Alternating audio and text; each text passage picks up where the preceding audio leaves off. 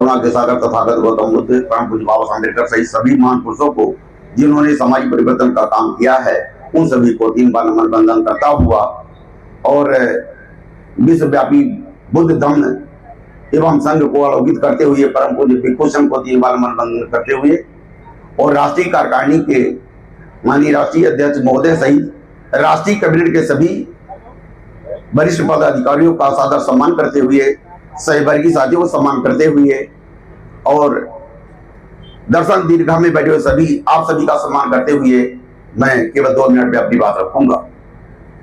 प्रबुद्ध साथियों, आप लोगों को मालूम है, कल आप लोगों ने नाटक देखा है, समझा है और पढ़ा भी है। पहले तो मौर्य वंश के अंतिम शासक बृहद्रथ की हत्या 183 ईसा पूर्व में की गई थी।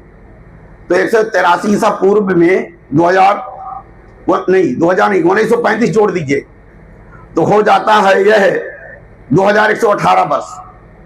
2118 वर्ष हमारा समाज शिक्षा से, सत्ता से, धन से कोसों दूर हो गया था।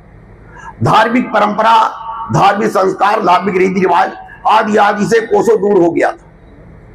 फिर हमारे देश में शिक्षा की शुरुआत होती है अंग्रेजी शासन के दौरान, और भी परम पूज्य बाबा साहब अम्बेडकर के प्रयास करने के बावजूद 1935 में अंग्रेजी शासन के दौरान जो सेकंड इंडिया एक्ट, जिसे ब्रिटिश इंडिया एक्ट दूसरे नंबर का कहा जाता है, 1935 में यह बना। तब से हमारे देश में समता मूलक शिक्षा की कुछ शुरुआत हुई। अपूर्ण से शुरुआत समता मूलक शिक्षा की शुरुआत होती है परम पूज्य बाबा साहब अम्बेडकर द्वारा लिखित संविधान जो 26 जनवरी 1950 से हमारे देश में लागू हुआ। तब से हमारे देश में समता मूलक शिक्षा शुरू हुई। प्रबुद्ध साथियों, यदि 1935 से 2024 तक जोड़ते हैं तो हो जाता है 89-90 वर्ष। मतलब 89-90 वर्ष में कितनी पीढ़ी होगी? अधिकतम 1.5 या 2 पीढ़ी। हमारी शिक्षा की केवल 2 ही पीढ़ी तैयार हो पाई है। और शिक्षा से बाहर हमारी कितनी पीढ़ी गड़बड़ रास्ते में चल गई है? वह चल गई है 2118 वर्ष, अर्थात 42 पीढ़ी। तो 42 पीढ़ी के कचरे को, 42 पीढ़ी के गलत सिस्टम को साफ करने के लिए अभी हमारा 90 साल की जो शिक्षा है वह कमजोर साबित हो रही है।